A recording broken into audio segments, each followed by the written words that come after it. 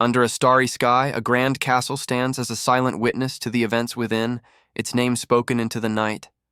Lavis Vindica. Inside, amidst a scene of utter carnage, a lone survivor looks up at a horned man in a cape, condemning him as an absolute monster. The survivor, a gray-haired man from House Hilt, kneels among the bodies of his fallen comrades, defiantly questioning if the horned man believes he can get away with such a massacre. The horned man, Lavis Vindica, looks down with cold contempt, asking if House Hilt truly believed their secret activities would remain hidden. Vindica clenches a blood-soaked fist, correcting the survivor. He clarifies that this was not a massacre. Instead, it was a righteous execution, carried out by the authority of House Vindica. The scene shifts, a single flame flickering to life.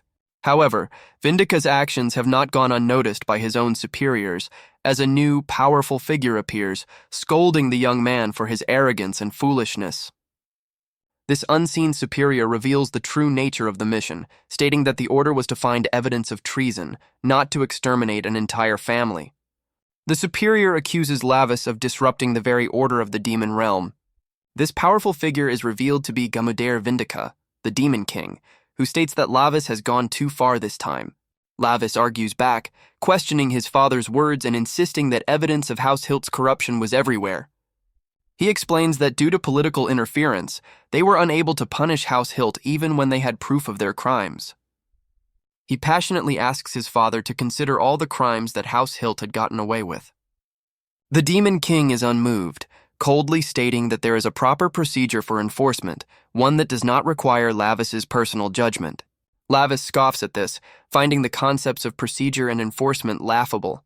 He declares that in the demon realm, darkness is swallowed by an even deeper darkness, questioning if this is not their true law of survival.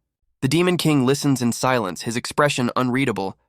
Lavis makes his final point, arguing that if House Vindica cannot eliminate such an obvious evil, they have no right to call themselves rulers of the realm. Lavis passionately argues that his father knows the nobles are toying with the demon realm's order. Gamudair dismisses this as short-sightedness, calling his son a fool. Lavis insists that House Vindica's survival depended on destroying House Hilt, questioning if that wasn't the very reason he was sent to investigate their crimes. He condemns the cowards who hid behind the fallen house and turned a blind eye to the corruption of their laws.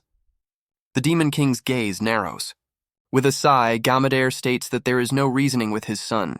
He reveals that he and the 12 black seats have already decided on Lavis's punishment, a word that catches Lavis by surprise. Gamudair's voice booms as he delivers the sentence. For the crime of violating demonic law and massacring House Hilt, Lavis Vindica is to be banished to the human realm. Lavis is stunned by the mention of the human realm. In disbelief, he asks his father if he is truly serious about the punishment. Gamudair commands his son to pay for his crimes in the human realm, where his powers will be sealed, and to learn the true dignity of a Vindica. A desperate Lavis pleads with his father, arguing that while he killed the members of House Hilt, he did not destroy their souls. Unmoved, Gamudair orders the 12 black seats to execute the sentence at once, and they begin to channel a powerful spell. Lavis screams in protest, refusing to accept the punishment and insisting he has done nothing wrong as the magical chains bind him. A member of the 12 black seats channels the potent banishment magic. The spell engulfs Lavis, who lets out a scream of pure agony. One of the hooded figures leans in, mockingly wishing the little rogue prince a wonderful time. The figure smirks, promising to take good care of things in his absence, which fills Lavis with pure, unadulterated rage. Lavis erupts in a final furious outburst as the banishment spell reaches its peak. The sentence is officially declared.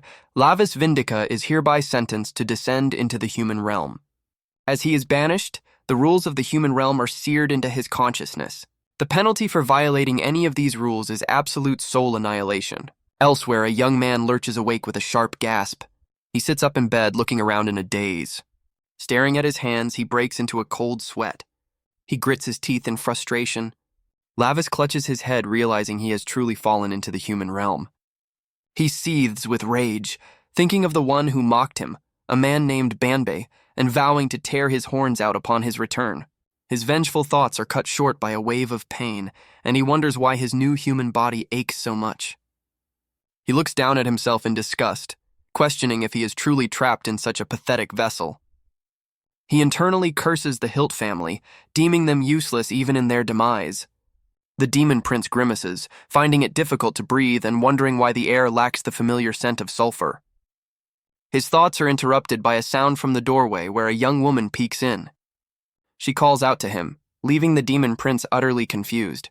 The young woman's face is streaked with tears of relief as she asks if he is finally awake. She rushes forward and embraces him, confessing that she feared he would never wake up. Lavis stands stiffly, completely bewildered by the sudden affection and wondering if she is the sibling of his new human vessel. Another older woman appears in the doorway, calling out the name Min-ho with a look of shock. Overcome with emotion, she covers her face and sobs, expressing her gratitude and sorrow for the pain he must have been in. Still trapped in the embrace, Lavis is at a complete loss, questioning the situation and what he is supposed to do. Lavis realizes that human relationships are considered one of the great hells, and he questions if he can survive this new environment. A stern-looking man with glasses appears, noting that Min-ho is finally awake. The mother turns to her husband, confirming that their son has woken up. The man coldly tells him to snap out of it and prepare for school the next day, stating that he has a week of work to catch up on.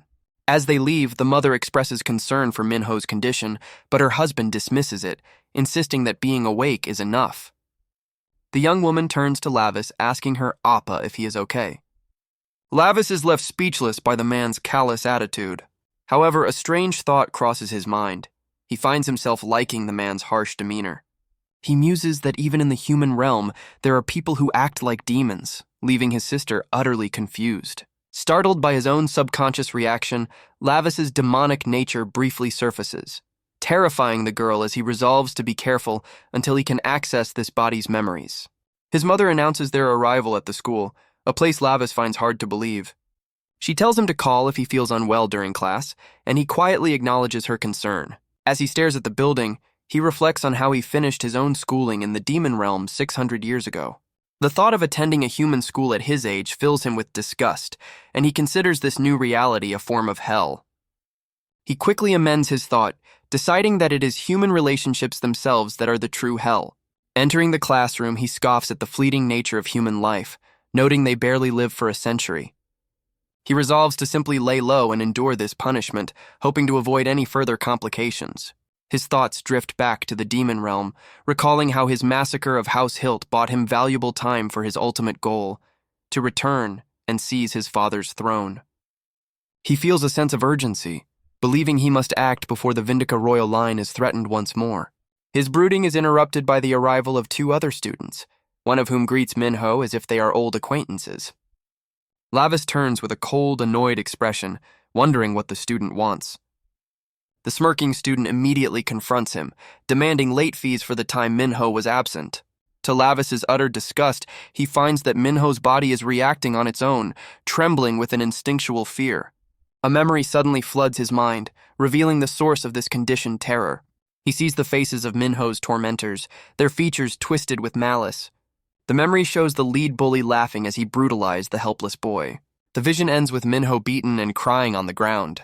Back in the present, Lavis begins to understand the source of his physical discomfort.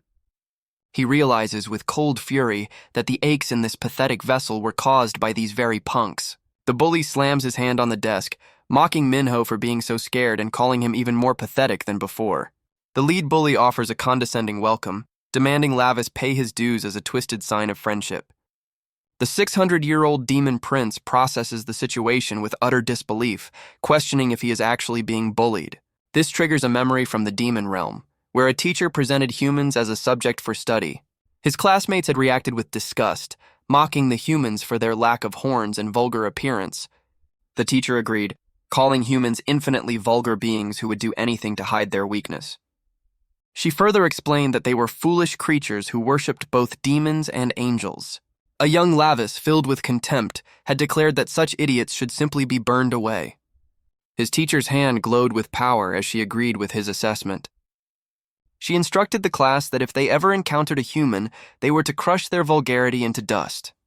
Back in the present, this lesson fuels Lavis's cold fury as he questions how a mere human dares to lay a hand on him. The lead bully casually checks his phone, completely unaware of the danger. In an instant, Lavis slams him onto the ground, his contempt for the foolishness of humans boiling over. The bully struggles against Lavis's grip, demanding to be released as his friend looks on in shock. The second bully erupts in a furious rage at this sudden act of defiance. Lavis is taken aback as he feels a familiar power surge, realizing his sealed magic has unexpectedly reacted. The enraged bully continues to scream, questioning if Lavis has forgotten his recent brush with death and if he truly wants to die. He lunges forward, fist raised, ready to strike. Lavis watches him approach, a strange thought occurring to him as his eye glows with power. He clenches his fist, making a startling connection between the human's profanity and the stimulation of his magic. With this newfound understanding, Lavis intercepts the attack and delivers a brutal counterpunch. The force of the blow sends the enraged bully flying across the classroom. The other students are left completely speechless by the sudden violence. Lavis looks at his hand, contemplating how his magic, which should be sealed in the human realm, is active. He realizes that even within this human vessel, his demonic power instinctively reacts to malice. Minho's acquaintance stammers his name, wondering if this is truly the same person he once knew. Another bully, furious that Lavis fought back, grabs a chair and vows to destroy him. The acquaintance screams a desperate warning for Minho to watch out. Lavis, however, remains completely unfazed. He effortlessly sidesteps the clumsy attack and delivers another devastating strike. The third bully collapses to his knees, gasping for air and questioning how any of this is possible. The defeated bully can only hurl insults from the floor. Lavis reflects that humans use vulgarity to hide their weakness, questioning if the boy's curses make him feel strong. He then delivers a vicious kick to the bully's face. The brutal impact sends the boy flying backwards. Lavis muses that the true source of profanity is his own mother. The final bully is left unconscious on the floor. The entire classroom is frozen in stunned silence, unable to comprehend what they just witnessed. Lavis recalls his human father's words, realizing he just needs to stay quiet until he can leave. A wicked grin spreads across his face. He then turns to the terrified students and asks if anyone else wishes to challenge him. With a demonic aura swirling around him, Lavis invites anyone else who wishes to curse at him to step forward. The other students can only stare in disbelief, questioning if this is truly the same Minho they once knew. Minho's acquaintance is particularly stunned, wondering how he could have possessed such strength. The classroom is a scene of chaos, with the bullies left unconscious on the floor as the other students keep their distance. The acquaintance cautiously approaches Lavis, asking if he is all right after the fight. Lavis recalls that this was the student who tried to help him earlier. Deciding the boy would make a perfect attendant, Lavis simply replies that he is fine. As they leave the school, the acquaintance continues to express his amazement at how Minho single-handedly defeated all of them. He jokingly asks if Minho was reincarnated from another world, causing Lavis a moment of internal panic as he wonders if his secret has been discovered. The acquaintance continues his excited speculation, guessing if he came from a martial world or even from inside a game. Lavis considers the terrifying possibility that his new attendant has already seen through his disguise. His mind flashes back to a past lesson where a horned demon mentor warned him that killing a human would result in true soul annihilation. The mentor dismisses the other teacher's words as a casual remark, stressing that the death of a human must not be taken lightly. He explains that as demons they are like gods who govern death itself. A younger Lavis counters, pointing out that humans are always trying to kill each other anyway. His mentor agrees that humans are foolish and explains that this is precisely the reason for the demon's existence. He gives one final stark reminder of the consequence, but the arrogant young Lavis scoffs, believing he would never have to go to the human realm. Back in the present, the memory leaves Lavis with a frustrating dilemma. If he cannot kill humans, he must find another way to silence them. His panic subsides as the acquaintance clarifies his comment was just a fantasy, musing how nice it would be if reincarnation were real. The boy continues his daydream, wishing he could wake up in another world, completely unaware of how close he is to the truth. Lavis internally notes that he can sense the desperate suffering of a typical human coming from his acquaintance. As they walk, the boy dismisses the idea of reincarnation as complete nonsense. He tells Minho that he understands the immense pressure he must have been under to finally snap, while Lavis is simply relieved that his secret is safe. The acquaintance then enthusiastically praises Minho for his amazing display of strength earlier. The demon prince is internally revolted, finding the idea of being praised by a mere human utterly humiliating. Later, back in his room, Lavis contemplates a strange inconsistency. his demonic power activated when he was cursed by humans, which should be impossible for a demon imprisoned in a human body. He examines his hand as a faint aura manifests, questioning the source of this phenomenon. A confident smirk forms as he believes he has figured it out. He smugly concludes that there are truly no limits to his own greatness. However, his moment of arrogance is cut short as a sudden, sharp pain courses through his new body. He doubles over, trembling in agony from the backlash. Collapsing onto his bed, he realizes Minho's body is far too weak to contain his demonic power. He laments that after only one day as a human, his existence is already this miserable. The pain is so intense that he furiously wonders how he's supposed to get any sleep. Despite his complaints, he immediately falls fast asleep. The next morning, the school day ends peacefully. As they leave, Minho's acquaintance thanks him, overjoyed that for the first time in a while, no one bothered them. Lavis dismisses the peaceful day, stating he would have preferred to beat up the bullies again to test his power further. Suddenly, a voice calls out Minho's full name, stopping them in their tracks. Lavis turns to see who is calling for him. An imposing student, flanked by his friends, confronts them with a menacing grin, asking if Lavis was the one who hurt his little brother. He gets closer, accusing Lavis of repaying his supposed protection with this act of defiance. Lavis, far from being intimidated, grins back and enthusiastically confirms that he was indeed the one. The older bully grabs him by the backpack strap and orders him to come along, a command Lavis seems thrilled to obey. They are led to a secluded alleyway. There, the older brother, Taewoo, scolds the original bully for getting beaten up by someone he considers a weakling. Taewoo then turns his attention back to Lavis, who remains completely unfazed, and asks what he is supposed to do with him. He gets face-to-face with the demon prince, explaining that letting this slide would make him look like a poor older brother who can't control his sibling. He aggressively pokes Lavis in the forehead, questioning if his mother taught him to behave this way. He finishes his taunt, asking if she taught him to go around beating up good kids. With a chillingly calm expression, Lavis confirms that his mother did in fact teach him to behave this way. Taewoo's anger boils over at the punk's insolence. He is completely stunned to see Lavis smiling and raises his hand to strike him down. But Lavis effortlessly catches the incoming blow. As his eyes glow with demonic power, Lavis reflects that the sharpest curses, the ones that remind him of his mother, are always the sweetest. He tightens his grip on Taewoo's wrist, his power flaring. Taewoo screams in pain and confusion, demanding to know what is happening as his arm is twisted back. Lavis internally praises his mother for gifting such potent poison to the tongues of humans. He then brutally smashes Taewoo's head into a nearby container, eliciting a choked gasp of pain. Lavis calmly observes, concluding that simple violence only binds the flesh. Lavis recalls that a rotting voice gnaws at the soul, and that these pitiful beings are desperately calling out to him. Taewoo's friends watch in horrified disbelief. Enraged and bleeding, Taewoo screams for his friends to attack. Lavis calmly acknowledges their plan to attack him as a group. A glint in his demonic eye reveals he finds this development even better. He moves with blinding speed, effortlessly dismantling the entire group. A brutal elbow strike sends another bully flying. Minho's acquaintance can only scream in terror at the unfolding violence. The fight ends in an instant and Lavis lets out a sigh. Surrounded by the broken bodies of his attackers, Lavis finds the entire experience refreshing. He reflects on the nature of violence, concluding that he finally understands why his uncle granted it to humans. His acquaintance watches in confusion as Lavis stands in the alley thanking his uncle. Unseen by the humans, a small creature with glowing red eyes observes Lavis from the shadows. It is a rat, its eyes glowing with an unnatural light as it watches him. Lavis reports to an unseen figure that the task he was ordered to do has been carried out. The scene shifts to a dark realm, where a muscular, horned demon addresses his adorable nephew, Lavis.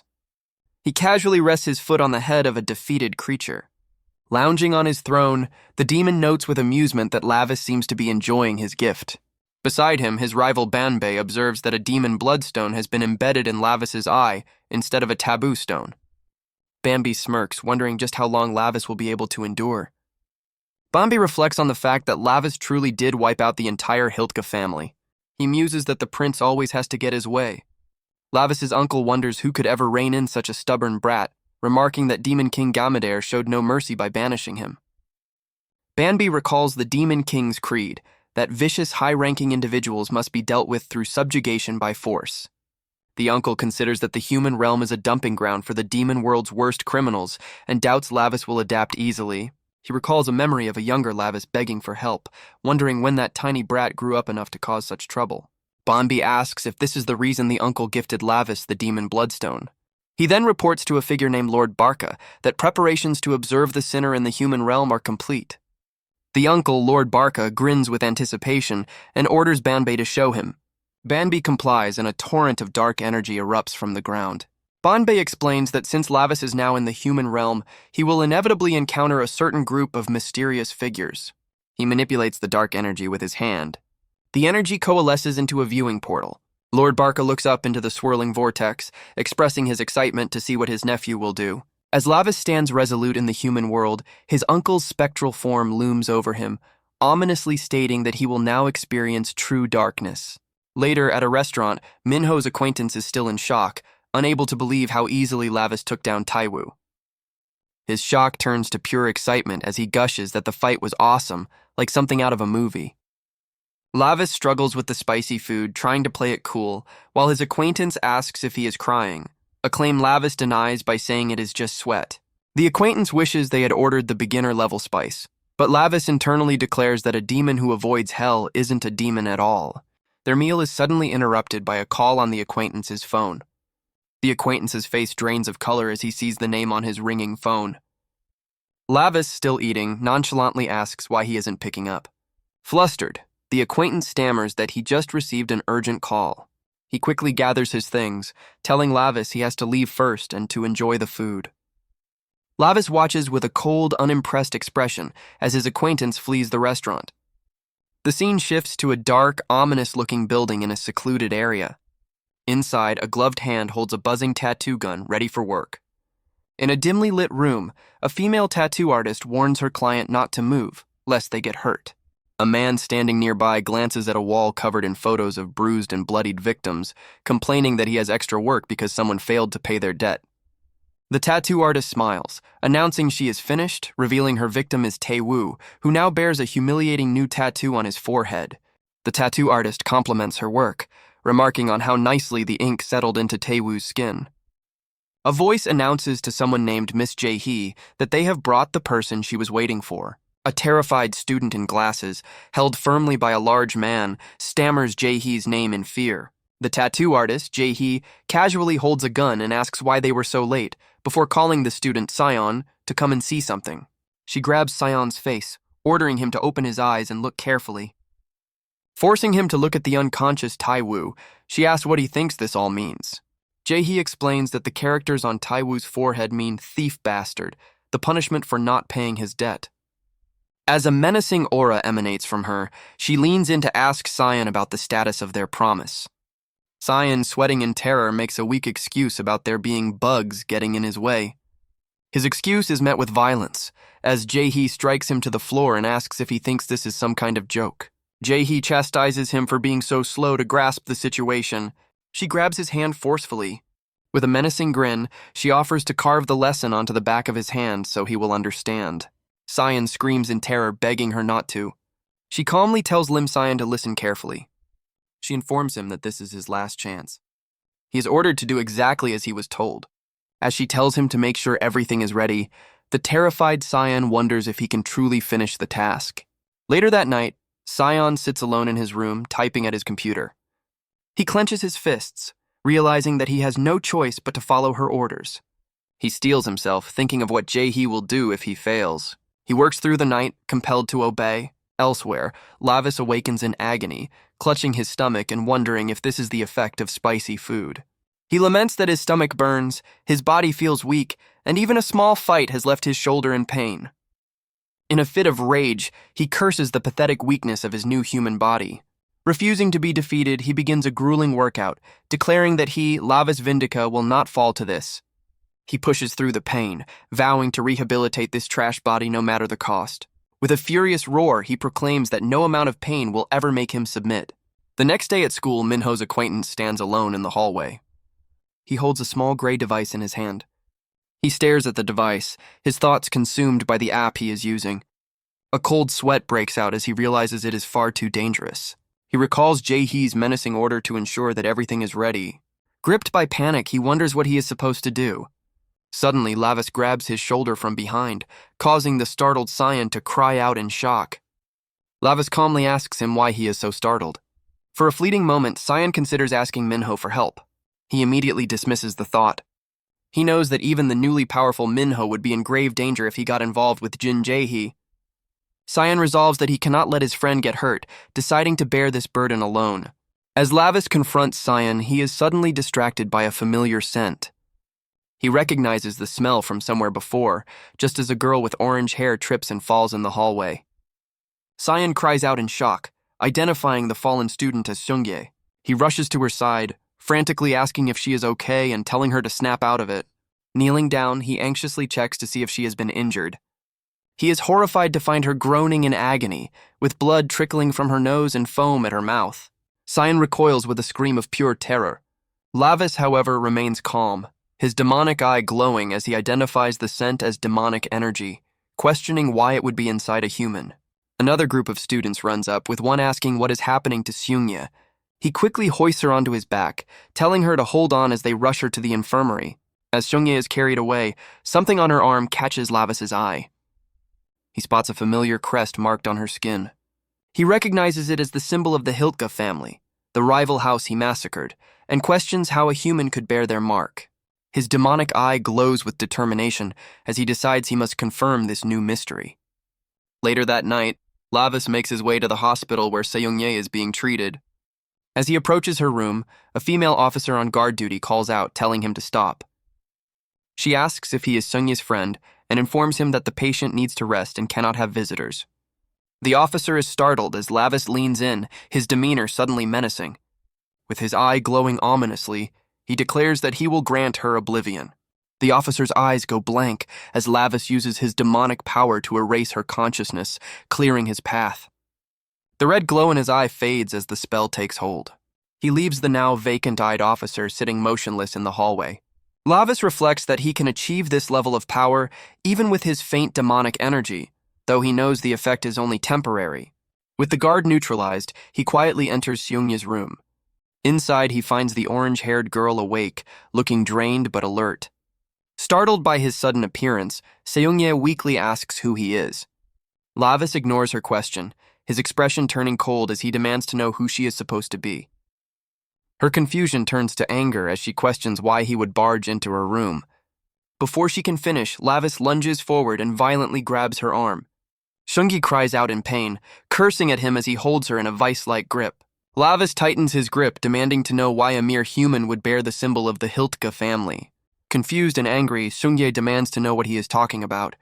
His face darkens as he warns her to speak honestly if she wants to avoid suffering worse consequences.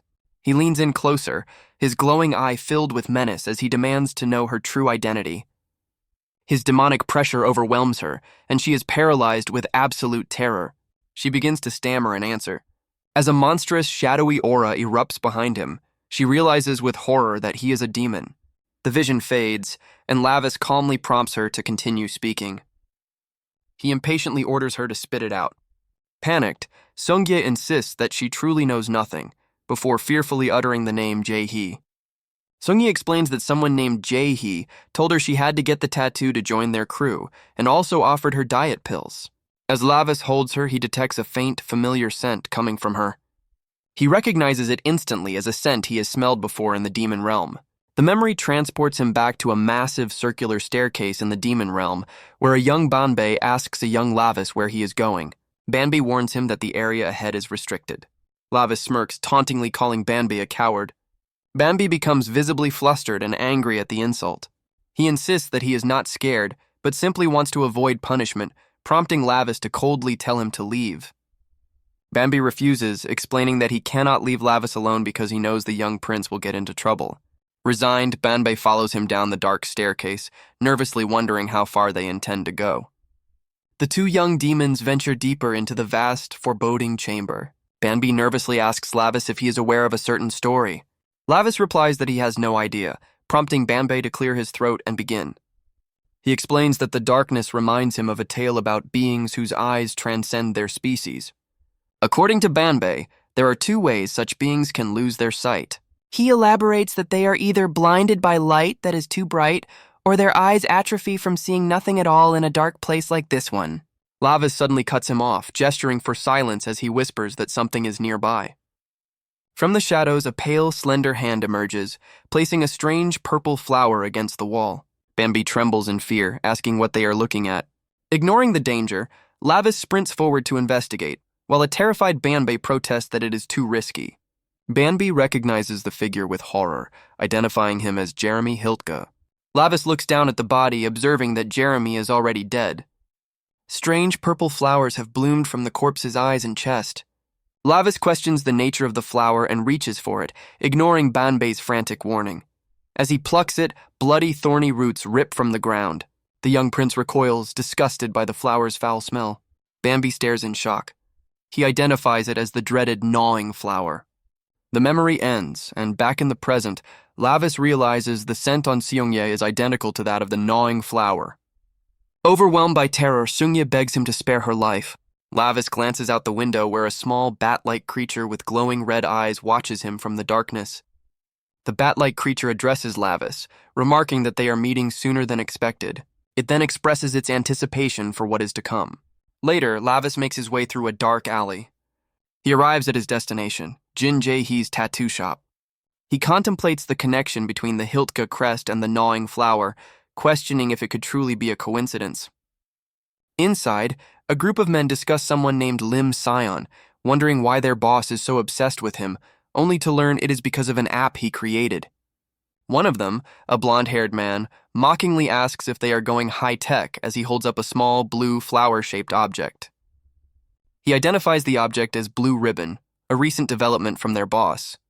His companion warns him to be careful, reminding him of what happened to someone else and noting that the new drug has severe side effects. The blonde man dismisses the warning, caring only about the high, as Lavis observes them from the end of the hall. Lavis's eyes narrow as he spots a familiar, intricate crest tattooed on the blonde man's neck. He recognizes the scent of the drug as the same as the gnawing flower, confirming the tattoo is indeed the Hiltka crest. Stepping out from the shadows, Lavis confronts the group, asking if they also got their tattoos from Jin Jae-hee, which leaves them wondering who this stranger is. The blonde man saunters over, casually asking if Lavis is a friend of Jae-hee's. He gets uncomfortably close, grabbing Lavis's hoodie and telling him he needs to show some respect. Lavis's demonic eye glows with cold fury. Before the man can react, Lavis catches his hand mid-air. In a blur of motion, Lavis twists the man's arm and delivers a brutal strike to his face. The blonde man lies unconscious on the floor as his stunned companions stare in disbelief. The blonde man's companion erupts in fury, demanding to know who sent Lavis. Lavis ignores the question and immediately throws a punch at the blonde man's companion. The blow connects with brutal force, sending the man flying backwards into the wall. Scrambling on the ground, the subordinate screams in a rage, calling Lavis insane. As he gets to his feet, a third subordinate draws a knife and charges, while the downed man declares that Lavis is dead meat. The blonde man's companion lunges forward again, throwing a wild punch. Lavis meets the attack head-on, landing a vicious counterpunch that sends blood flying.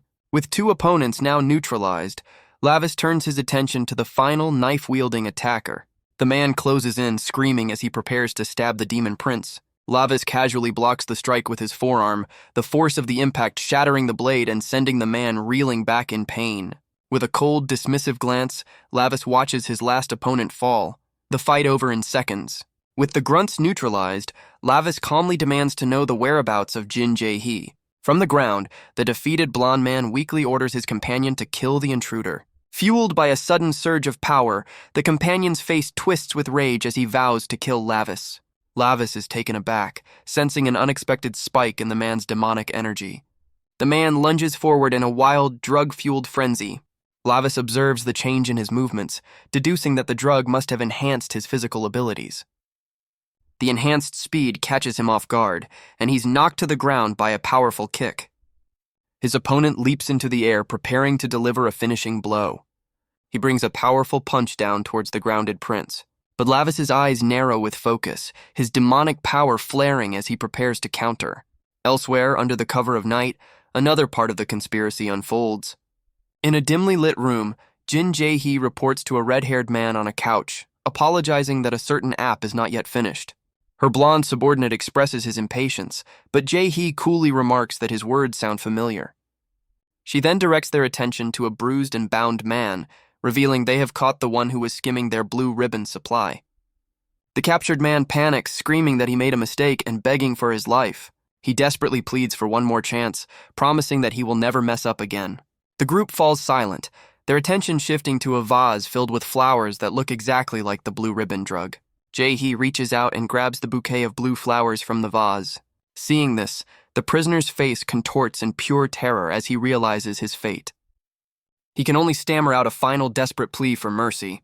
He lets out a final terrified scream, begging them not to do it. But Jae-hee ignores his pleas, raising the bouquet of sinister flowers high into the air. She brings her hand down with brutal force, striking the helpless man. He chokes in agony, tears streaming down his face. Jae-hee watches the result of her work with a cold, detached expression. The man looks up one last time, weakly pleading for someone to save him. His pleas are met with silence as Jae-hee prepares to strike again. A final, violent impact sends blood splattering across the room. The man's body collapses to the floor, broken and still. Standing over him, Jae-hee calmly informs her subordinates that in their line of work, there are no second chances. She trusts that everyone present understands her warning. Her gaze then falls upon her own reflection. The red-haired superior addresses her directly, telling her to stop making excuses and bring him the app. Terrified, Jae-hee stammers that she understands. As she leaves, she panics, realizing that at this rate she will be next. In a desperate frenzy, she calls Lim Sion, demanding he pick up the phone. Elsewhere, a phone begins to ring. The call is for Lim Sion, who looks up startled. He cautiously answers. On the other end, the brutally beaten Taewoo screams his name. Taewoo explains that he was trying to look into something himself, but the people around him were not cooperative. Lim Sion is completely confused by the call. A cold voice on the other end of the line asks if he knows Jin Jae-hee. The caller, Lavis, then asks if it was Sion who answered Jae-hee's phone earlier. Sion reacts with shock, questioning how the caller could possibly know that. Lavis calmly states that her name was on the caller ID and asks for her current location. Sion grows more frantic, worried that Jae-hee's gang has gotten to the caller, but Lavis clarifies that is not the case. He explains that he sought her out to verify something and is currently at her empty tattoo shop. As he walks down a flight of stairs, the mysterious bat-like creature observes him from the shadows. Panicked, Sion warns Minho to stay away from Jae-hee and declares that he is coming to his location immediately. Lavis ends his call with the frantic Sion. His attention is immediately drawn to a strange white cat that appears at the bottom of the stairs. He addresses the startled creature directly, confirming that he is speaking to the furball. With a swift motion, Lavis picks up the terrified cat by the scruff of its neck. He holds it at eye level and asks if it understands him, but the cat only meows in response. Unleashing his demonic power, Lavis's eye glows red as he menacingly insists that the creature make itself understood. Paralyzed with fear, the cat screams its compliance. Lavis questions its true identity, noting that he was previously followed by a rat and a bat. The creature reveals its true form, explaining that it is a monitor from the demon realm, sent to covertly observe prisoners in the human world. It clarifies that this is why it was watching Lord Lavis, though it internally questions the prince's incredibly weak demonic energy. The monitor wonders how Lavis managed to notice it, to which the prince coldly replies that it stands out far too much. He points out the obvious flaw in its disguise. It's standing on two legs, causing the creature to panic and drop to all fours. Lavis decides there is no point in questioning the monitor any further. Instead, his demonic eye glows as he calls out for the creature's true master to reveal themselves. The scene shifts to a lavish room in the demon realm, where the taunting figure from his banishment, Banbei, remarks that Lavis figured things out faster than he expected. Lavis furiously accuses Banbei of being behind this, but Banbei feigns offense, calling his friend's accusation cold. Unmoved, Lavis demands to know what Banbei is plotting this time. Banbei continues to play innocent, asking what he could have possibly done. Frustrated, Lavis decides to drop the subject and ask a different question. He notes that things are different from what he remembers and asks the monitor if it is normal for a banished prisoner to be able to use demonic power in the human realm. The monitor explains that when it comes to demonic power, there are exceptions to every rule. Speaking through the creature, Banbei cryptically tells Lavis he will figure it out on his own soon enough, then asks if he has any other questions. Lavis changes the subject, recalling the devouring flower and noting its strong scent in the human world. He reminds Bombay that he smelled it too, a flower so forbidden it shouldn't exist here. Banby confirms this, revealing that the Demon Realm's administrators know the Hilt family's influence has spread to the human world, and that their persistence meant they were never fully wiped out. Lavis grimaces, asking if this means the Hilt family's remaining forces are now operating in the human realm. Bambi simply chuckles at his question. He explains that the human realm is no longer what it once was, having become a playground for all sorts of conspiracies. With a sinister grin, Bombay suggests this is a perfect opportunity for Lavis to go ahead and clean them all out. Lavis is left confused and angry, demanding to know what Bombay is talking about. Lavis shouts through the monitor, demanding that Bombay tell him what else is going on. But the connection is severed and the Demon Realm monitor simply reverts to its cat form, letting out a confused meow. Lavis is left seething in silent fury, his questions unanswered. The scene shifts to the city rooftops under the dark night sky. Elsewhere, the tattoo artist Jae-hee paces in an alley, frustrated that her call isn't being answered, noting that time is of the essence. She erupts in anger, questioning if Lim Sion has lost his mind for not picking up his phone. Utterly annoyed, she continues to try and make contact. Her call finally connects to someone, her thoughts filled with a single menacing promise for Lim Sion. In an office, a man named Seong Jun answers the call from Jae-hee. She orders him to the office immediately, declaring that they are going to catch that bastard Lim Sion. Lavis questions the monitor, deducing that it must possess a great deal of information about the human world. The monitor confirms this, explaining that it receives regular updates and has decent detection abilities due to its duty of visiting prisoners in rotation. Lavis coldly orders the creature to return to its original form, leaving the monitor momentarily stunned. He radiates a menacing aura, asking if he needs to force the transformation, which terrifies the monitor into immediate compliance. A flash of light reveals the monitor's true form, a small, cheerful-looking demon girl with blue hair and horns. She happily approaches Lavis. Lavis, however, is completely unimpressed, noting how weak she appears. Still, he reasons that Bombay must have had a purpose for sending her and asks for her name. The monitor looks downcast, explaining that she does not have a name of her own. Lavis then bestows a name upon her, Street, telling her that since he found her there, she should never forget her origins. Street softly repeats her new name, realizing it is now hers. Overjoyed, she thanks Lord Lavis for naming her, and he immediately orders her to tell him everything she knows about the human world. Elsewhere, Lim Sion gasps in a cold sweat, gripped by panic. He sprints through the city streets, consumed by the thought that Minho is in danger and regretting his own choices. A flashback reveals the source of his trouble, an award he won for an app challenge, a victory he couldn't believe at the time. His name, Lim Sion, is called out. He finds himself confronted by a group of menacing figures, and a woman with a sinister smile confirms he is the developer who won the award. She scoffs at his prize money, dismissing the 50 million won as a paltry sum. With a chilling grin, Jae-hee declares that he is now a precious asset and orders her subordinates to get him in the car. Lim Sion can only stare in absolute terror. The flashback reveals Lim Sion being bundled into a van, his capture complete. Inside, one of Jae-hee's tattooed subordinates questions his trembling, calling it a simple business transaction and telling him to look beside him. A briefcase is opened to reveal 50 million won in cash, the price for handing over his app. Sion desperately protests, explaining that he never created the app with the intention of selling it. The subordinate listens with a cold, unimpressed silence. He then smirks, telling Sion that his personal feelings on the matter are irrelevant. Back in the present, the memory of that hopeless moment washes over Lim Sion. His fear hardens into a fierce, desperate determination. He sprints through the streets, convinced he must reach the shop to prevent his friend from meeting Jin Jae-hee. His frantic run is suddenly cut short as a figure blocks his path, leaving him stunned. He begins to stammer an apology for the collision. The man he ran into is Seong Jun, who remarks that they didn't even have to go looking for him. Sion's blood runs cold as he recognizes Jae-hee's enforcers. The two men corner him in the alley, ominously calling him by his full name.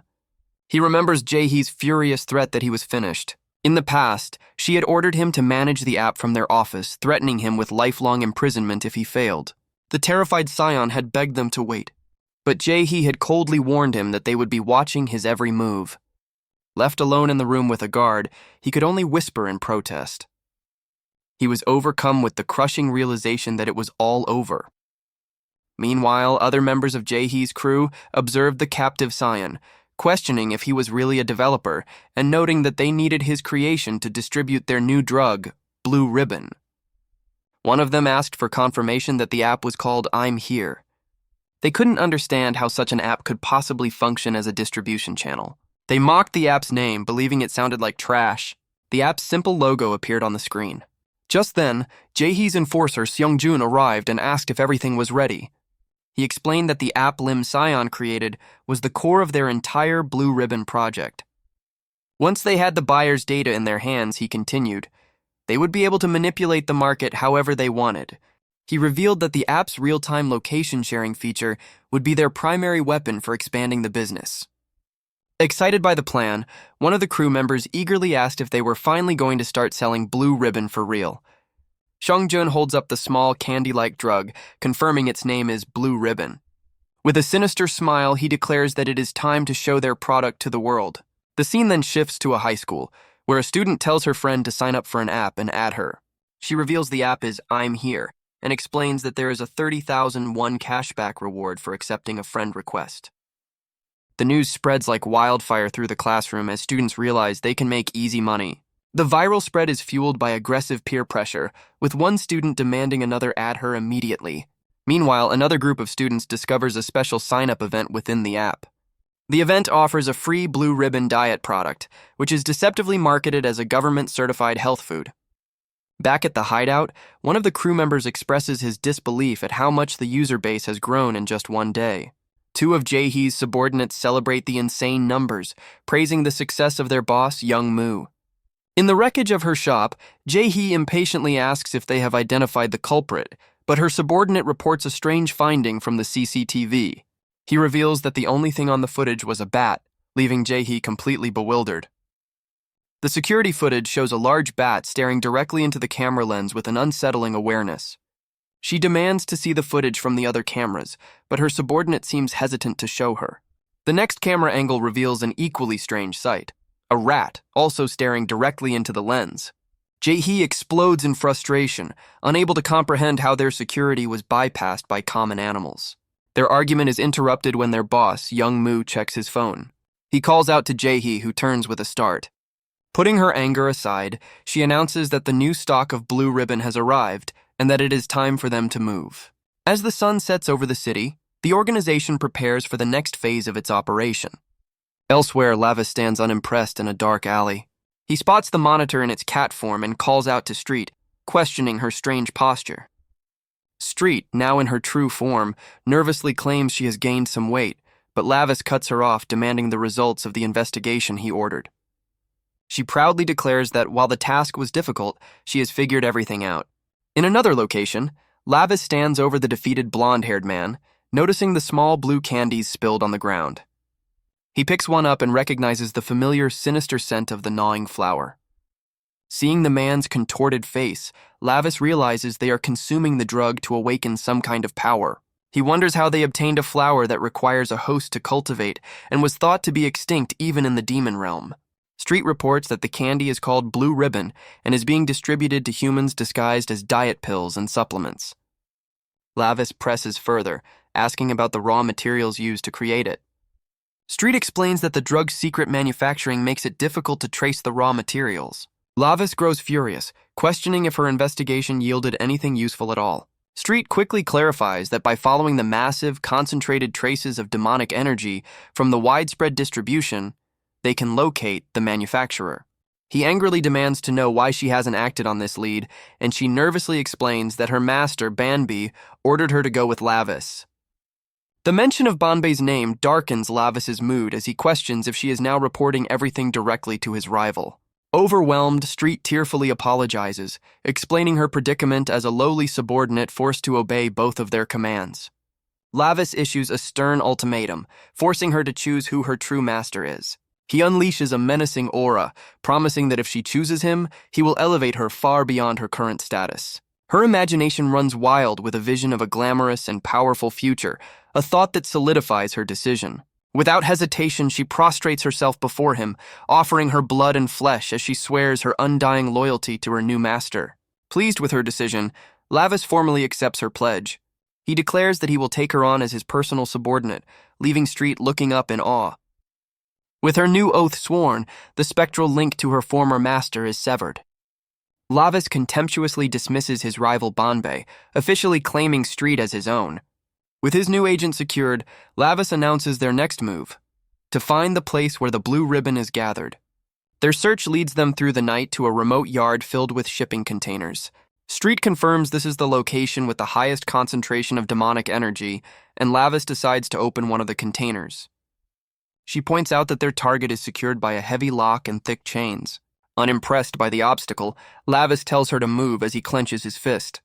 He unleashes a powerful strike, shattering the lock with a single punch as Street watches in amazement. The heavy steel door groans open, the shattered chains falling to the ground. Both Lavis and Street are immediately hit by a foul, overwhelming stench from within. Inside, they find stacks of boxes radiating a thick, dark miasma of pure demonic energy. Street recoils in disgust, questioning if this is all they've found. As the toxic energy pours out, Lavis recognizes the source with grim certainty. He confirms that the entire container is filled with the drug, Blue Ribbon. The potent demonic aura triggers a vivid flashback for the young prince. He recalls a brutal training session where his uncle, Lord Barca, mocked his impudent nephew for being far too weak. The younger Lavis, beaten and enraged, could only curse his uncle's vulgarity. Lord Barca continued his assault, telling the prince that if he refused to be cute, he should just die.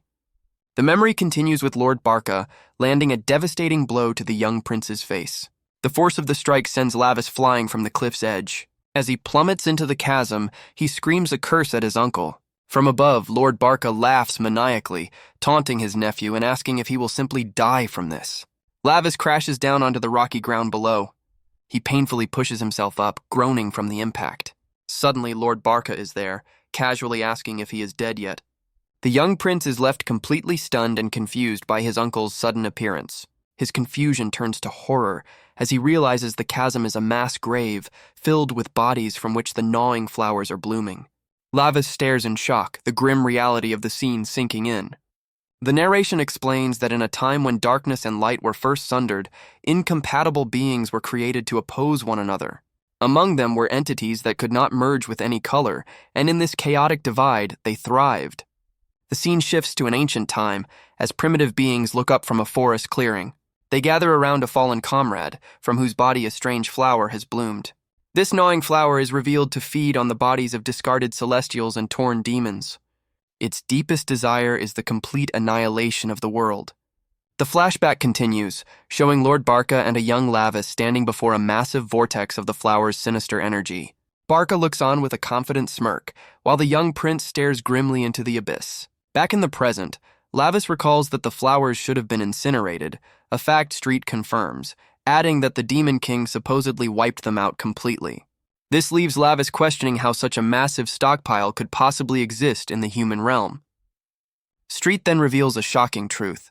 The gnawing flower first appeared in the human realm, not the demon realm. Lavis reflects on the nature of the human world, a chaotic middle ground between light and darkness. He recalls being taught that humans had also eradicated the flowers thousands of years ago, a fact that makes the current stockpile even more baffling.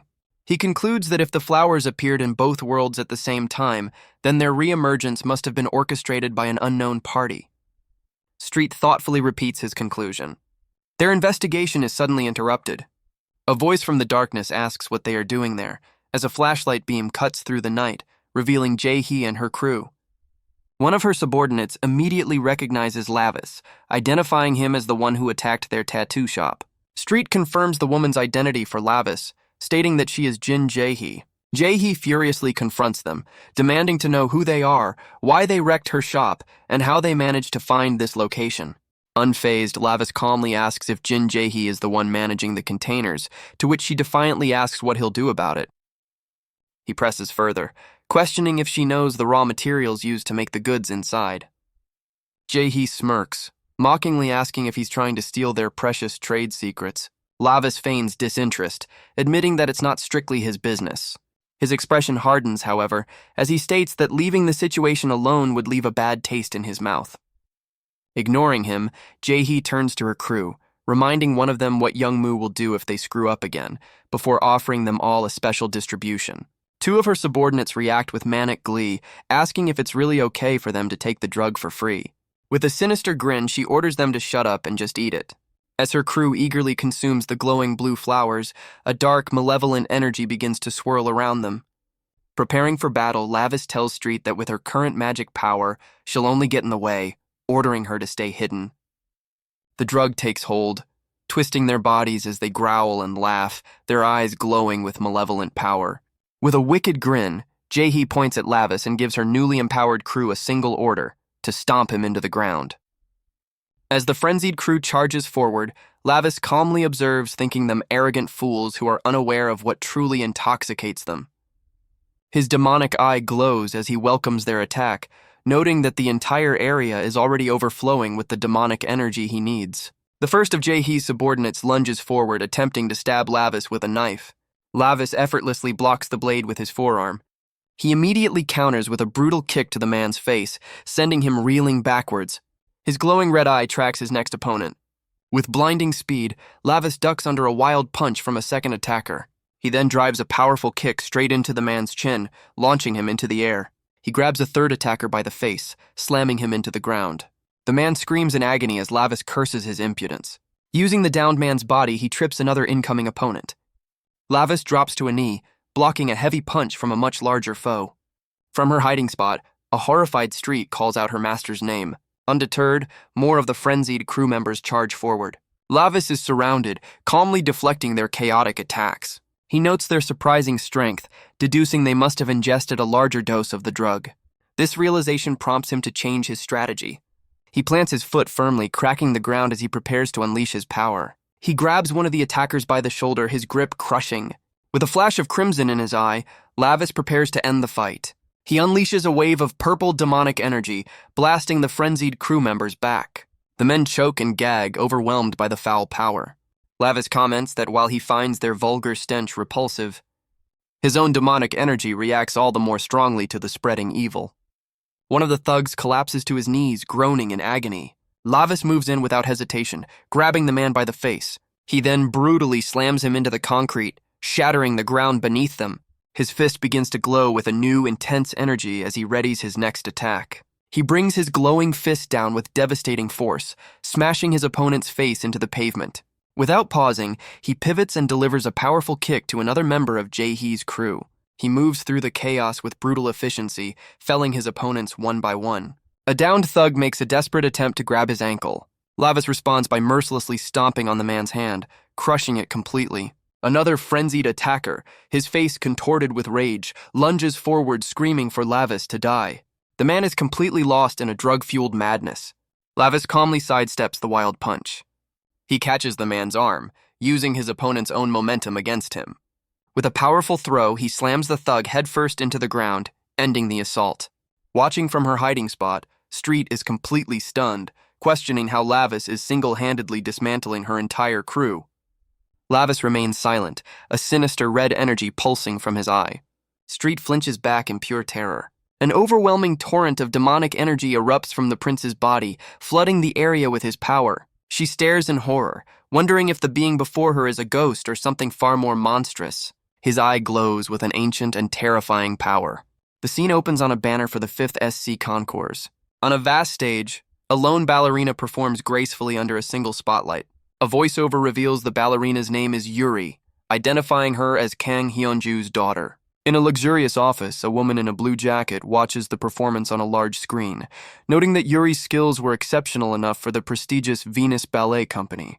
Her viewing is interrupted as two men enter, with the spiky-haired leader casually greeting her as their VIP customer. The woman reacts with fury, demanding to know who these thugs are and how they dare to barge in. The man places a large jar filled with blue orbs on the table, calmly explaining that he is simply delivering her bulk order of blue ribbons. Her anger instantly evaporates, replaced by wide-eyed shock. Her horrified face is reflected in the glass, surrounded by the illicit product. The man questions her flustered reaction, reassuring her that his organization handles everything from manufacturing to sales, so she has nothing to worry about. Kang Hyunju's confidence wavers as she nervously asks if the product is truly safe. The spiky-haired man smirks, finding it odd that she would ask such a question at this stage. He reminds her that she has already given a large amount of the drug to her daughter, Yuri, before her performance. On the screen, Yuri's performance becomes strained and desperate. A sudden wave of panic hits Kang Hyun-ju as she watches her daughter.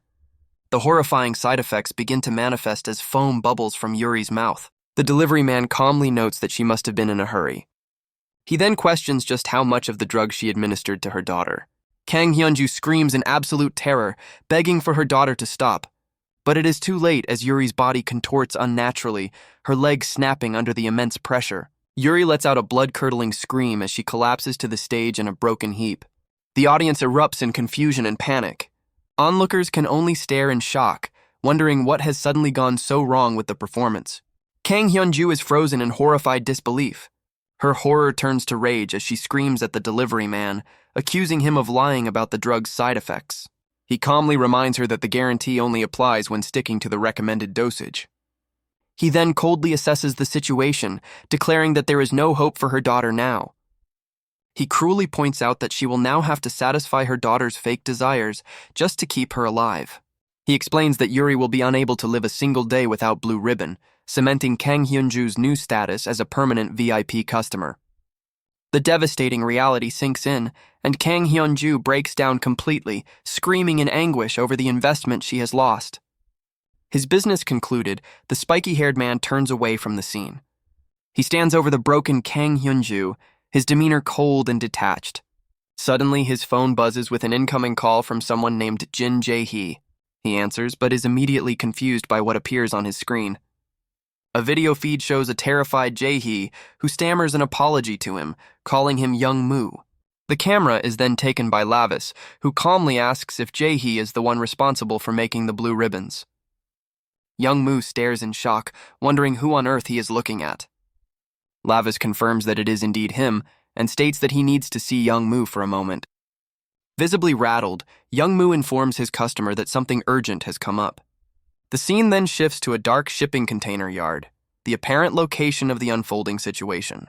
Standing amidst the defeated crew, Lavis asks Street for her opinion on why humans use drugs, to which she replies that it is because they are stupid and arrogant.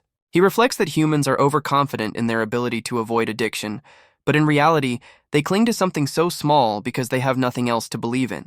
His thoughts are interrupted when Street urgently points out an approaching group. The captive Jae-hee screams out Young Moo's name in desperation. Young Moo arrives with his entourage and immediately asks Lavis if he was also responsible for the incident at the tattoo shop. He then looks down at the prince, asking if he was looking for him. Lavis coldly dismisses him as trash, stating his only interest is in where Young Moo acquired the blue ribbon drug. He elaborates that it should be difficult for a mere human to obtain such an item. Young Moo is stunned by this statement, repeating the phrase "a mere human" in disbelief. His eyes widen in dawning horror as he begins to realize the true nature of the person standing before him. Elsewhere, a young man stands over his collapsed father, who is deliriously begging for more medicine. The son desperately tries to rouse him, shaking his leg and calling out to him. He is met with a horrifying sight. His father's eyes are rolled back, his face slack and lifeless. The son stares down in shock, asking aloud if his father is dead. He grimly concludes that his father lived his entire life as an addict and has now died as one. But his shock quickly gives way to a more selfish concern. He erupts in a monstrous rage, smashing the floor not out of grief, but out of fury over how he will get his own fix now. His tantrum continues, his only thought being how he is supposed to acquire the drug without his father. Suddenly, the father's eyes snap open, glowing with the same sinister purple energy. A blackened hand grabs the son's arm, who stammers in terror as he realizes his father wasn't dead after all. A mysterious shadowy entity with glowing purple eyes materializes, asking the son if his father's death is a sorrowful one. The addict son can only stare in utter disbelief. The entity offers to return the man to him, but only if his sorrow truly desires it. But the son's shock twists into a psychotic grin as he mockingly asks why he would be sad that his father is finally dead. He screams that he doesn't need a trash dad, he only needs the drugs his father provided. The entity accepts this, offering a new deal: feed his father's corpse to the gnawing flower. As the son takes the sinister plant, the entity explains that a covenant will be formed, and he will obtain what he desperately desires. The entity then adds a chilling condition to their agreement. Should anyone ever deceive his loyalty or deny the gnawing flower, he is to kill them, and the covenant will protect him. The flower pulses with dark energy as the pact is sealed. The addict son's face contorts into a horrifying manic grin. With a scream, he raises the gnawing flower, preparing to feed his father's reanimated corpse to the demonic plant. Back at the container yard, young Mu processes Lavis's words, questioning how he could be called a mere human. Lavis observes him, noting that for young Mu to be so confident, he must have something he truly believes in. Young Mu confirms this, stating that his master gave him a new life. Lavis immediately understands the implication, concluding that young Mu must have made a contract with a demon. His eyes glowing red with contempt, Lavis dismisses whatever trash young Mu believes in, calling both him and his master a pity. Young Mu's composure shatters into fury, demanding to know how Lavis dares to insult his master. He orders his men to drag Lavis to him, and his two subordinates immediately charge forward. Suddenly, Street rushes into the scene, seemingly panicked and shouting that this is happening again. Unimpressed by the display, Lavis declares that this is getting boring and decides to end the fight quickly. The scene cuts away to an ambulance speeding down a highway. Inside, Kang Hyunju watches over the injured Yuri, remarking that since the launch of the I'm Here app, orders for their drug, Blue Ribbon, have skyrocketed. The app's viral success is shown spreading among students, as the organization confidently predicts it will be easy to expand their VIP customer base nationwide. As the drug's distribution network expands, one member wonders if their operation will soon become a global enterprise. The devastating consequences of the drug are shown as another young victim lies on the floor, a casualty of the Blue Ribbon's addictive power. One of the subordinates boasts about their leader's ambition, revealing that young Mu has already established distribution routes in China and Japan. He continues to praise young Mu's capabilities, but his leader remains silent, focused on the monitors before him. Meanwhile, the app's creator Lim Sion watches in horror as he realizes his creation is being used to rapidly spread the dangerous drug. Overwhelmed with guilt and fear, he desperately wishes for someone to put a stop to the chaos he inadvertently helped create. One of young Mu's subordinates lies broken on the ground, a victim of Lavis's overwhelming power. Jae-hee desperately warns young Mu that their opponent is not human, pointing to the field of defeated men. Unimpressed, Lavis looks away, wondering when the real threat will finally arrive.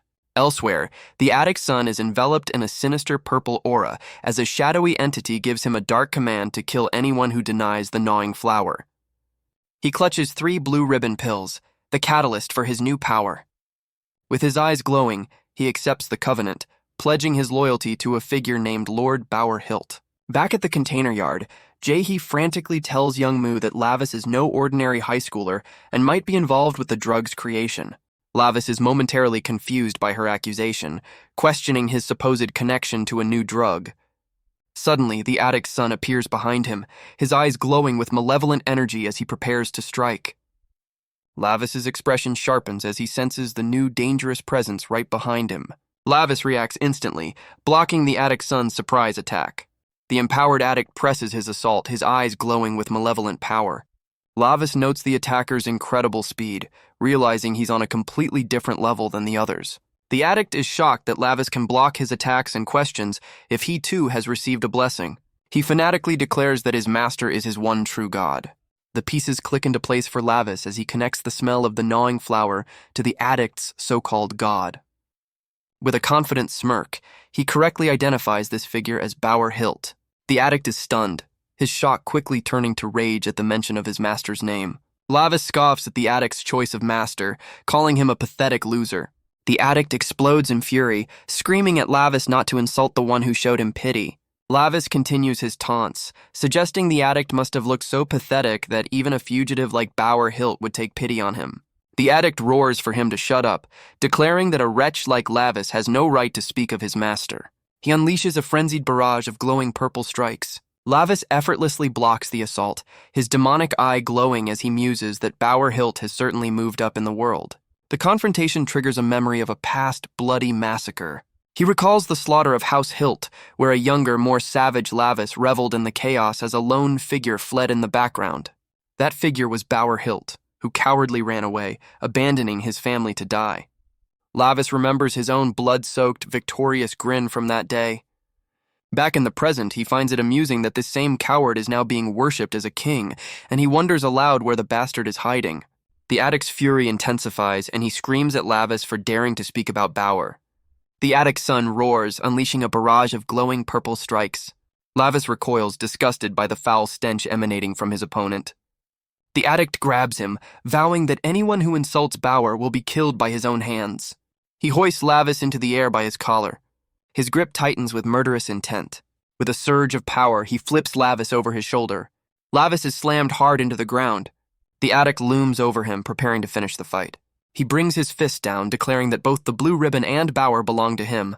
He screams maniacally, claiming everything for himself. Lavis realizes the addict has completely lost his reason to the demonic energy and now has a clear intent to kill. The addict's eyes glow with pure madness as he brings down his fist. Watching from the sidelines, a terrified Street cries out for Lavis.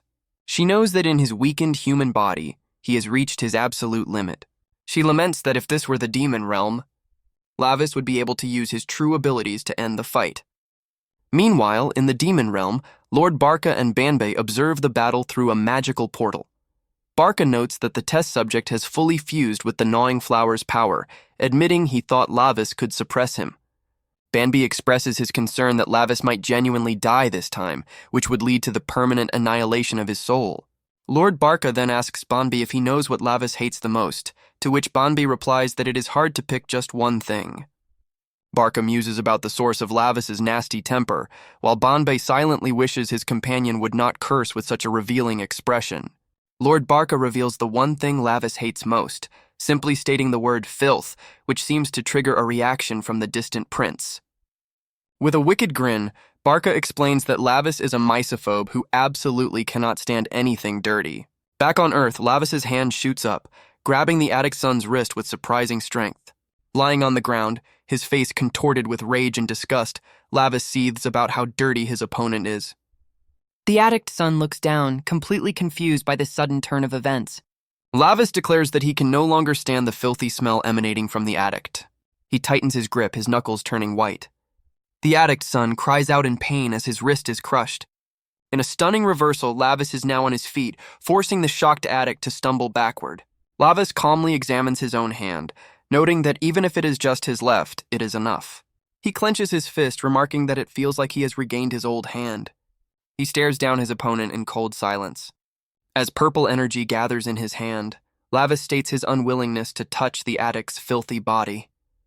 With the tables now turned, he decides to end the fight quickly. Lavis unleashes a furious barrage of strikes against his foe. The addict reels back in shock, questioning how a mere human could possess such overwhelming power. Watching from a distance, Street cries out her master's name in concern. As a spectral image of his true demonic form appears behind him, the addict is left to wonder what kind of human could do this. Lavis lands a devastating punch directly to the addict's face. The force of the blow sends the addict flying backward, leaving him defeated on the ground. Lavis glares forward with murderous intent as Street watches in terror from the ground. The defeated addict clutches his face, screaming in rage and demanding to know what kind of being Lavis truly is. Lavis orders him to stop talking with his filthy mouth and unleashes another furious strike. He follows through with a devastating blow, sending the addict reeling backward. Back in the demon realm, Banbei watches the scene unfold, surprised by Lavis's sudden change in demeanor. Beside him, Lord Barca correctly deduces that the stench from the awakened addict must be giving Lavis a headache. He explains that it would be difficult for Lavis to get close to such a smell, as the prince despises filth above all else. Barca reveals with a smirk that when Lavis's misophobia is overstimulated, it triggers an awakening, allowing him to access a portion of his true power. Banbei is stunned, questioning if it is possible for Lavis to use his original power while in a human body. He reasons that even with the demonic bloodstone, a sinner's body should be incapable of fully wielding the power of the demon realm. Barca scoffs, explaining that Lavis is no ordinary guy. He proudly declares that no matter what anyone says, Lavis takes after him. Back on Earth, Lavis's eyes glow with demonic power as he prepares to strike. He unleashes a devastating blow, sending the addict flying backward. Standing over his defeated opponent, Lavis calls him a foolish one and tells him to consider himself lucky. He clarifies that the addict is only lucky because he shouldn't commit murder while in this human body. The addict screams in disbelief, unable to comprehend how he could lose after receiving a direct blessing from Lord Bauer. He stares up at the demon prince, his confidence completely shattered. A flicker of hope returns as he remembers the power of Bauer's blue ribbon. But before he can continue, Lavis clenches his fist, warning him not to get any funny ideas. Lavis declares that he will finish this without killing him. He raises his foot over the defeated addict. With a final devastating stomp, he drives his opponent's head into the hard pavement. The addict is left utterly broken. His face is a mask of pure, silent agony. With the fight concluded, Lavis lets out a weary sigh. He wipes his face, remarking that the stench is finally starting to fade. Elsewhere, Lim Sion watches in horror as the user numbers for his I'm Here app skyrocket. The scene shifts to a high school, a closed environment where inescapable relationships are forged. He reflects on the brutal social dynamics of school, where one must pretend to hate others just to avoid becoming a target. He remembers the pain of faking closeness. His original goal was simply to help people find the relationships they truly needed. In the present, he screams in anguish, insisting he never created his app to sell drugs. A flashback shows him coding with frantic intensity. He had poured everything into the app's development. But his work was interrupted when he noticed a strange error, realizing his app was malfunctioning just as Jae-hee's crew closed in. Back in the present, a look of desperate urgency crosses his face. He grabs a chair and rushes towards the door. In a final act of defiance, he barricades the door, trying to buy himself a few precious seconds from his captors. Outside, Jae-hee's crew furiously pounds on the door, demanding to know what Lim Sion is doing. Inside, Lim Sion races to his computer, resolved to permanently delete the app as his captors scream from the other side. He desperately pleads for the process to finish quickly. But his time runs out as one of the goons smashes through the glass window of the office. The enforcer crashes into the room, sending debris flying as he furiously curses at the young developer. He immediately grabs Lim Sion by the collar, demanding to know what he thinks he is doing. The other two crew members reach the computer, horrified to see the app is already in the process of being deleted. They panic, realizing they will be in grave danger if their boss, Young Moo, arrives to find the app gone. On the floor, Lim Sion endures the beating, knowing he just has to hold on until the deletion is complete. He steels his resolve, determined to see it through no matter the cost. Jae-hee's subordinate sends Lim Sion flying backward with a brutal kick. He crashes to the floor, sending a chair and shattered glass flying across the room. In a moment of pained desperation, Lim Sion spots a fire extinguisher on the wall. He grabs it and defiantly points it at his attackers, screaming that the app is his. He unleashes the extinguisher, engulfing the shocked crew members in a thick white cloud. Through the haze, the computer screen shows the deletion process is almost complete. With tears of relief, Lim Sion realizes he has succeeded. His victory is cut short as the enraged subordinate emerges from the smoke. He lands a vicious punch, catching Lim Sion squarely in the throat. Pinning the boy to the floor, he furiously orders the others to find something to restrain him. The other crew members choke and curse within the chemical cloud. Lim Sion struggles helplessly as the enforcer's grip tightens on his throat. With tears of despair, he accepts that he has failed. The enforcer glares down, his face a mask of pure rage. Suddenly, a new voice cuts through the haze, coldly asking who dared to lay a hand on his attendant as a figure with a glowing red eye emerges. The enforcer glances back, confused and unnerved. Before he can process the threat, a hand lunges for him. A powerful blow sends him and another thug staggering back in pain. One of the crew members looks at his fallen comrade in disbelief, calling out the name Seong-jun. But it is Lavis Vindica who now holds the defeated Seong-jun by the hair, having arrived just in time. The remaining crew members can only scream in shock and disbelief. Before they can react, Lavis moves with blinding speed. He effortlessly dispatches the rest of the enforcers in a flurry of strikes. The last of them fall to the floor, completely defeated. Lavis coldly declares that he will not allow anyone to lay a hand on his one and only servant. Lim Sion, still on the ground, looks up in utter confusion, calling out Minho's name. His mind flashes back to a simpler time, when he showed Minho an app he was developing.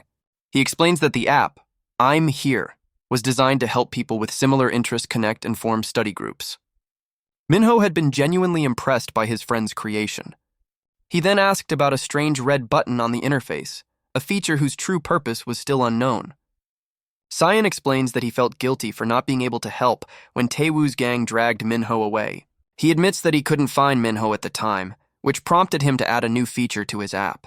This feature is a red emergency button that, when pressed, shares the user's location with designated friends. Sion passionately promises that if Minho is ever in trouble again, he will come to his aid no matter what. The original Minho offers a warm, grateful smile. He thanks his friend and agrees to download the app, much to Sion's delight. The flashback ends, returning to the present where a tearful Sion calls out Minho's name. Lavis holds up a phone showing the I'm Here app with the emergency signal active and asks if Sion sent it. Overwhelmed with emotion, Sion realizes his desperate call for help was received. The screen confirms that the app's emergency function has been activated. Sion tearfully thanks his savior, uttering Minho's name in relief. He bows his head to the ground, expressing his profound gratitude to Lavis. Elsewhere, in a dark alley, Street struggles to restrain a furious Jae-hee. Street orders her captive to stop struggling, but Jae-hee resists. She calls out to Lord Lavis, who watches the scene from a distance with Sion. Jae-hee glares back, telling Street to release her as she no longer needs the others. Lavis calmly observes that all of the gnawing flowers in the area seem to have been dealt with. Suddenly, a massive inferno erupts in a nearby forest. Emergency services arrive on the scene, urgently coordinating to contain the blaze. As the firefighters battle the raging flames, a sense of unease hangs in the air. The firefighters are shocked to discover bodies scattered across the ground near the blaze. A female firefighter stares in horror, recognizing the people among the fallen. The attic son sits motionless, his eyes vacant and his face covered in blood. Meanwhile, Lavis walks through the city streets with Lim Sion and his new subordinate, Street. Street skips along happily, humming a cheerful tune. Lavis, however, feels a growing suspicion that he is being used by his uncle. He resolves that once he returns to the demon realm, he will not let this manipulation go unpunished. Lim Sion expresses his concern, asking if Lavis is sure he doesn't need to go to the hospital.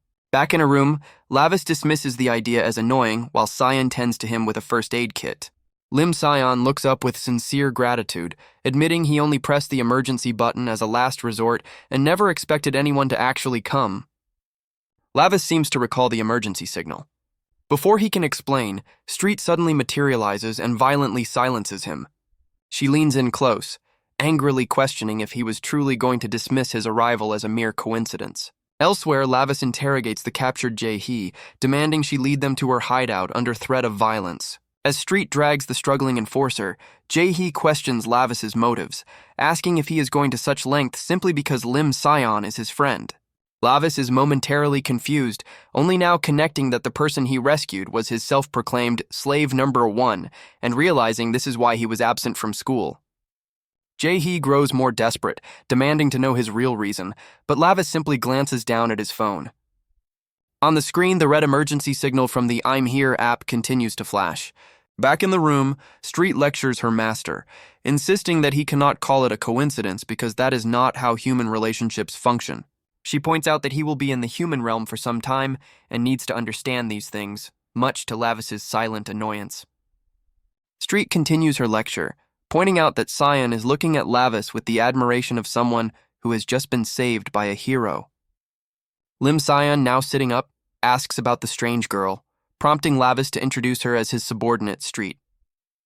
The word subordinate shocks Sion, and a terrible thought begins to form in his mind.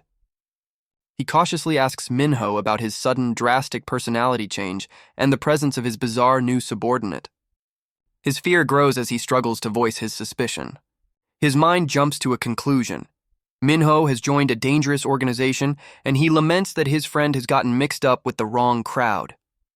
Lavis considers the situation, realizing that Sion will likely be targeted again in the future, and that he cannot maintain his disguise forever. He decides to reveal the truth, confirming Sion's thoughts and introducing himself by his true name, Lavis Vindica, son of the great demon king. Sion stares back, completely unable to process this information.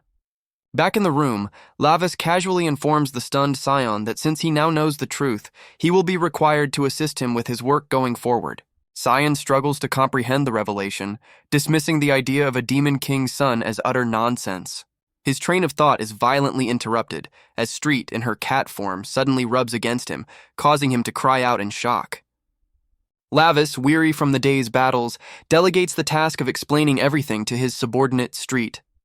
The cat playfully addresses the terrified Sion, telling him to listen closely.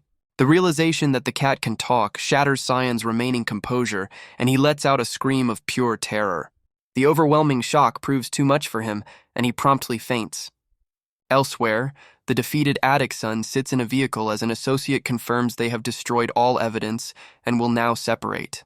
The addict's son trembles with rage, consumed by the thought that he was so close to killing his opponent. The scene shifts to a restricted area with emergency vehicles where a man is approached by a mysterious hooded figure and asks for their identity. Before he can finish warning that the area is restricted, the hooded figure places a hand over his mouth, commanding silence. The man's consciousness fades as the hooded figure's hand covers his face. He collapses to the ground, neutralized by the mysterious intruder. The hooded figure then turns to the defeated addict's son, remarking on his miserable appearance. Consumed by rage, the addict screams out the name of Lord Banbei, vowing to kill the one who defeated him. The hooded figure extends a hand, calmly inviting the vengeful young man to come and talk. Back at the forest fire, emergency services continue to work at the scene. A female police officer examines a sample of the blue ribbon drug, wondering who could have taken down all the dealers. She is stunned to discover that the drug was somehow approved by the Ministry of Food and Drug Safety. Clenching her fist, she realizes the drug has already spread widely among students and curses the perpetrators. A sudden headache strikes her, and she turns in confusion to see the man from earlier stirring on the ground.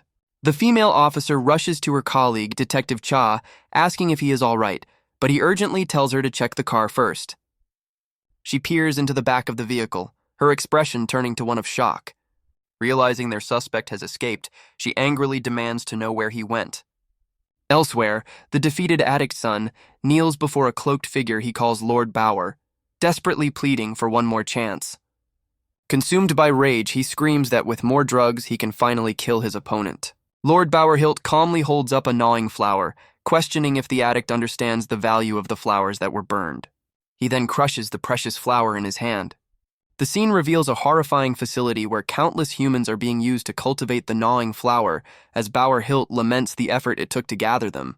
He expresses his disdain for what he calls worthless humans, lamenting the loss of his precious flowers. The addict's son repeats his desperate plea, vowing that he will kill Lavis if given another chance. Lord Bauerhilt's expression hardens as he considers the addict's desperate plea. He then violently forces a gnawing flower directly into the addict's face. The addict screams in agony as the flower is brutally implanted into his skull. He collapses to the floor, writhing in excruciating pain. Bauerhilt coldly reminds the addict of the blood oath he swore. He commands him to prove his final loyalty with the power of the flowers. Meanwhile, in an office, a frantic Jin Jae-hee desperately searches for a coin wallet, determined to survive and escape. As she screams in frustration, the newly empowered addict's son appears silently behind her. Startled, Jae-hee explains that she came to the office but found it crawling with police. The addict reveals a knife, explaining with a sinister grin that he came looking for her just in case. Jae-hee is startled by the addict's son's sudden appearance, demanding to know who he is and why he's causing trouble. He trembles with a mix of rage and withdrawal, accusing her of being responsible for his disfigurement before desperately begging for more blue ribbon. Realizing he's high on their supply, Jae-hee explodes in fury, demanding to know how much of the drug he took for himself. Her eyes dart around the trashed office. Furious, she grabs a broken stick as a makeshift weapon and lunges at him. But the empowered addict effortlessly catches her arm, stopping her attack dead in its tracks. He easily overpowers her, throwing her to the ground. Dazed and in pain, he can only groan and continue to beg for more of the drug. From the floor, Jae-hee watches in horror as a dark aura erupts from the addict, who lets out an inhuman scream for more blue ribbon. He lunges, grabbing her by the throat as dark tendrils of energy constrict around her neck. Overwhelmed by the assault, Jae-hee is consumed by the terrifying thought that she is about to die. Suddenly, a new figure materializes in a swirl of dark purple energy. His ominous aura fills the room, radiating an immense and sinister power. With a knowing smirk, the newcomer observes that this turn of events would surely displease Lavis. From the floor, the defeated addict weakly asks who has arrived and begs to be saved. The mysterious man coldly states that he lacks the strength to help, adding that the addict should simply accept his fate if he is destined for hell. The addict can only repeat the word hell in utter despair. The man then adds with a cruel smile that he will, however, allow the addict's body to remain. The scene shifts dramatically to a grand, ominous castle in the demon realm. Inside, the mysterious figure welcomes his guest, revealing him to be his younger brother, Lord Barca. The mysterious man's sister confronts him, stating that it seems he has been plotting something ever since Lavis was sent to the human world. Her expression darkens with fury as she demands to know how he dares to use her son. Unfazed, Barca's older brother grins and asks if she has finally caught on. He tells her not to worry, claiming Lavis is grown up now and revealing that he placed a blood demon stone in his body. She erupts in rage, screaming that he has lost his mind and questioning if he intends to announce to the world that the great demon king's son is alone in the human realm. He calmly suggests that his sister should start trusting Lavis a little more. She clarifies that her concern is not about Lavis, but about the unstable state of the world itself. Standing between two opposing forces, she explains that the world is so fragile that even the smallest crack could cause a total collapse. Her brother insists that Lavis is stronger than she realizes, noting that his combat power becomes unparalleled when he's aggressive. Enraged, she grabs him by the collar, warning him that if Lavis's soul is harmed in any way, both of them will be dead. The uncle complains about his sister hitting him, then childishly orders Banbei to find a way to get rid of all older sisters in the world. Banbei tells his superior to shut up, stating he does not want a crazy younger brother, before meekly asking them both to calm down. The argument escalates as Lavis's mother begins choking her brother, leading Banbei to reflect on the miracle of Lavis surviving such a chaotic family. The scene shifts back to the human world, late at night. A trembling Lim Scion finally processes the revelation, asking Lavis to confirm if he is truly a demon. Lavis calmly confirms that this is the term humans use for his kind. Terrified, Scion asks if knowing the truth means he is now destined for hell, but Lavis reassures him that in the demon realm, he would be untouchable. Lavis then declares himself Scion's new master, as he is the successor to the great demon king, causing Scion to panic and reject the offer of protection.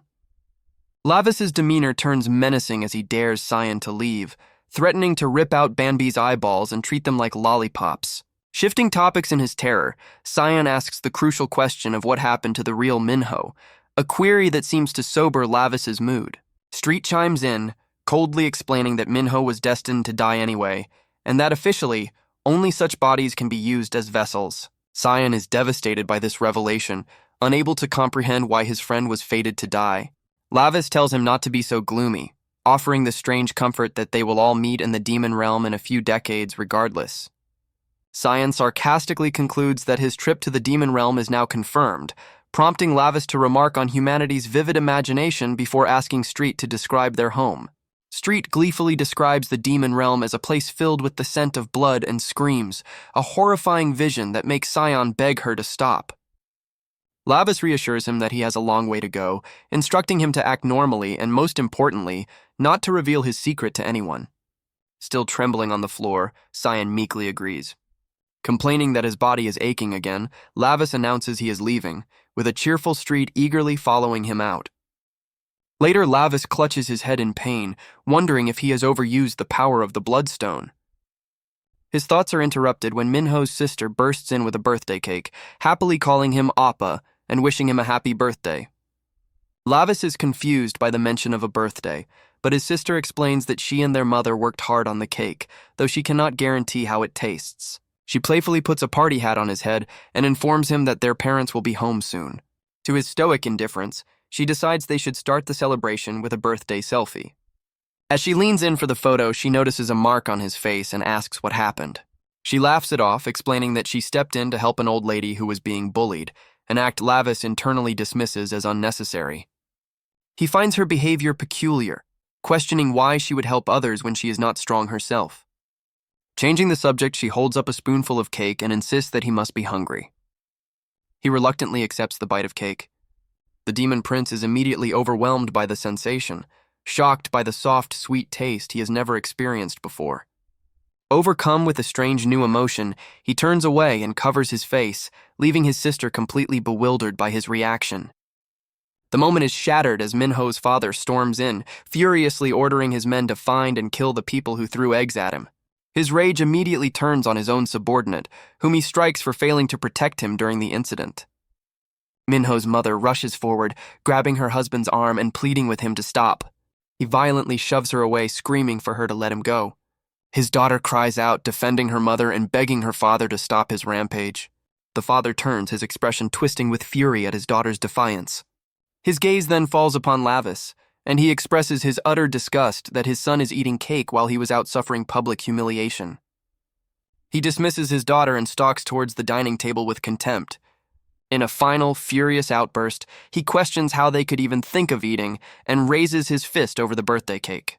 He brings his fist down, completely obliterating the cake and ending the celebration in a violent explosion of frosting.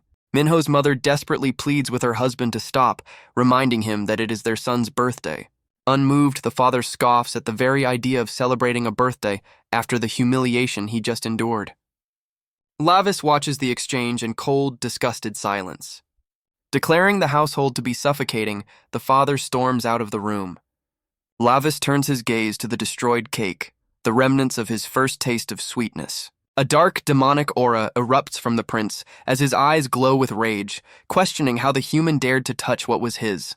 In the background, the mother apologizes to her children as she and her daughter break down in tears. Lavis observes their display of human grief. Internally, he seethes, condemning the father as an arrogant human.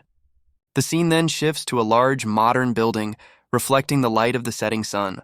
Inside, Minho's father slams his fist on his desk, furious that a man named Wee Young Moo has cut off all contact and disappeared with his money.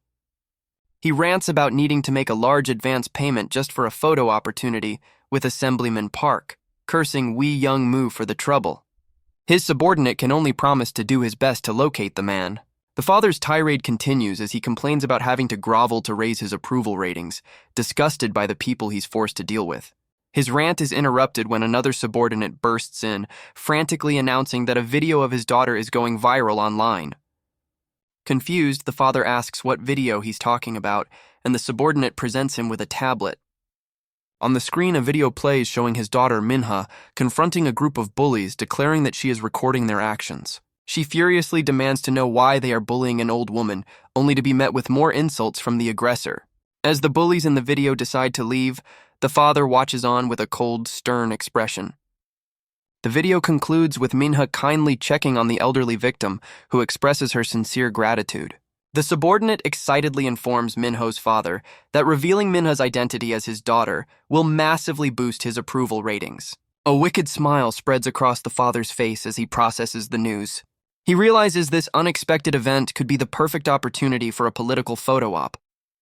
The scene shifts to a modern skyscraper, where a new and unsettling story begins. A smug man with purple hair summons two individuals named Han Young and Han Soo. They look at a screen displaying two young women, with one of the newcomers commenting that the girl is their mother's beautiful new vessel. A woman, presumably their mother, asks the purple-haired man if he dislikes the choice, or if he is simply jealous. The mother coldly states that the child on the screen has the face that she purchased. She then declares with a sinister smile that the young girl will become her new body. Looking at her own hand, she laments how quickly human bodies age, wrinkling and becoming unsightly. She believes that discovering such a perfect new vessel is nothing short of fate. The purple-haired man smirks, referring to the young girl as a pretty doll. He then morbidly wonders what sound she will make when she breaks, as the image reveals the target is the happy, laughing Minha. Back in her father's office, a news report on a tablet confirms Minha's newfound fame, revealing the heroic girl is the daughter of the mayoral candidate. His subordinate scrolls through a wave of positive online comments, concluding that this public support should solve their political problems. He adds that Minha's video will also be featured on the 9 o'clock news, much to her father's delight. Minho's father reflects that the child he once dismissed has become a blessing, deciding he needs to pay more attention to his family. He orders his subordinate to schedule more good deeds and volunteer work under Minha's name to further amplify her public image. The subordinate then reports that they were contacted by CEO Han Yong-ju of Nox Entertainment, which catches the candidate by surprise. He explains that the CEO saw Minha's video and is now interested in her. The candidate repeats the name Nox with a smug, calculating smile. Overcome with satisfaction, he reflects that his daughter Minha is truly a treasure. Elsewhere, Lavis's acquaintance expresses his shock that Minho's stepfather is a mayoral candidate, admitting he knows very little about his friend's family. He recalls that the original Minho and Minha got along very well, and that Minho truly cherished his sister. The word cherished resonates with Lavis, who remembers his uncle's lesson to always cherish those who are necessary for his power. A memory surfaces of a boisterous Lord Barca and Banbei, telling a young annoyed Lavis that this lesson also includes them. His acquaintance interrupts his thoughts, asking why he's bringing it up and complaining about overeating. Later, Lavis asks his subordinate Street about the Demon Realm gates and for a message from Banbei, who she explains left a note instead of appearing himself. The note contains a condescending message from Banbei, offering sarcastic congratulations and a small gift to help Lavis on his mission. Enraged by the manipulation, Lavis vows to tear Banbei apart, forcing a nervous Street to plead for him to calm down. The acquaintance shows Lavis a news article confirming his stepfather is a strong candidate for mayor. He worries that with public opinion so favorable, Minho's father might actually win the election. Lavis scoffs at the idea of such a human ruling a city, correcting the term to merely managing it. He internally compares the man's insatiable greed to that of a cinerus. He quietly asks Street if the candidate, young Taisik, could be a cinerus that has crossed into the human realm, leaving her confused. Street explains that a cinerus is a gluttonous demon from the underworld, so voracious that even other demons hate it. She tries to reassure her master, reminding him that she manages this district and that young Taisik is just a human. Lavis remains suspicious, remarking that for such a man to become a ruler proves how rotten the human world truly is. He then pats a dejected Street on the head, warning her to eat in moderation or she might become a cinerus herself. Lavis's thoughts return to the candidate, noting his clear intent to exploit Minha for his own political gain. Lavis contemplates the connection between the original Minho and his sister, Minha. He peeks into the living room wondering what will happen to Minha now. Inside, a meeting is underway with several guests, including the sinister woman known as the Mother and her purple-haired associate, who remarks on Minha's outstanding looks and her potential to debut quickly. Minho's mother hesitantly points out that Minha is still a student who has never wanted to be an entertainer, but Jung Taisik quickly silences her. He argues that it would be wrong to hide a child born with such talent. Jung Taisik then apologizes to his guests, explaining that his wife is just a little reserved. The mother reassures her, promising that Nox Entertainment will make sure Minha can balance her school life and idol activities. Mina listens with a somber expression as they continue to discuss how different idols are these days. The purple-haired man adds that they can still perform and get into any university they want. From the doorway, Lavis watches the man's unsettling demeanor with deep suspicion. Young Taisik eagerly asks if all they need to do is sign the contract. The mother confirms that the contract will ensure a bright future for both Minha and the candidate. Menya remains silent, her posture revealing her deep unhappiness with the arrangement. The mother then notices Lavis, introducing herself as Han Yongju, the CEO of Nox Entertainment. Enraged, Jung Taisik turns and demands that Lavis greet their important guest. The mother calmly dismisses his anger, saying that kids are just like that these days. Lavis's cold observation is interrupted by a memory of the original Minho, who truly cherished his sister. This triggers a deeper memory of his uncle, Lord Barca, once placing a hand on his chest and declaring he was always on Lavis's side. A younger Lavis reacted with flustered anger, questioning the sudden sentiment. His uncle then began a lecture, warning him that the world is full of hostile forces aiming to seize the ruler's power. Barca reminded the young prince that as the heir to Lord Gamadere's throne, he must embrace his own faction to bear such a heavy responsibility. A defiant young Lavis scoffed, declaring he could live just fine with his own strength. His uncle laughed, admitting that might be true for now, but one day he would meet people his heart would be drawn to without him even realizing it. Barca continued, explaining that Lavis would then begin to change without even being aware of it himself. The young prince looked away, annoyed. He dismissed the complicated talk and demanded they just train, a response that made his uncle laugh with pride. The memory fades, and back in the present, Lavis places a hand on Minna's shoulder, getting her attention. He quietly asks if this is something she truly wants to do. Minna looks up at him, confused by his sudden intervention. Lavis tells her that if she is being forced, she only needs to say the word, and he will get her out of the situation. The memory flashes back to a scene of brutal violence, where young Taisik strikes Minho's mother, screaming at her for being an ungrateful brat. He grabs her by the hair, declaring that while he can beat them as he pleases, he will never remove her or the children from his family register. As she begs to be let go, he grabs her by the collar, threatening her with complete destitution if she ever tries to leave. A younger Minha and Minho try to intervene, arguing that their grandfather's inheritance belongs to them, but Taisik cruelly dismisses them as naive. He chokes their mother, maniacally explaining his key to survival. Whatever he takes becomes his forever. The memory concludes with him telling a terrified young Minha to memorize this lesson. Back in the present, Minha looks up at Lavis and quietly states that this is her choice. With newfound determination, she stands and announces that she will accept the idol contract. Facing her father, she lays down a single condition. Any money she earns must be put in her own name. Internally, Mina resolves to use this opportunity to rescue her mother and brother from the monster who controls their lives. Her stepfather, Jungtae-sik, laughs with delight, declaring that her condition is a given, and that her hard work is hers alone. The mother, posing as the CEO, agrees to the deal and suggests they sign the contract immediately. Jungtae-sik then puts on a sickeningly sweet display, asking the president to look after Minha, who he claims is dearer to him than life itself. Minho's mother, however, is filled with worry, asking her daughter if she is truly certain about this. Minha turns to her mother with a reassuring smile, asking her to trust her just this once. She then looks to Lavis and cheerfully thanks him for his concern. Lavis says nothing, observing her with a cold, unreadable expression. Later, the guests from Nox Entertainment depart in their luxury car. Inside, the mother muses to her associate that the more she looks, the more perfect Minha is for her new vessel. She mentally lists the girl's qualities, her looks, her eyes, and a rare purity, loving everything about her future body. Her associate, Han Young, agrees, noting that Jong Minho seemed off. The mother asks for his opinion, while her daughter, Han Soo, adds that she sensed something special about Minha's brother. Han Soo is certain that he is not human. The mother considers this, speculating that if Han Young also felt it, Lavis could be a tracker from the demon realm. Han Young eagerly offers to handle the problem, but his mother stops him, warning that a rash move could cause bigger trouble. She tells him to simply watch for now, as Minha is the priority, which only infuriates Han Young further.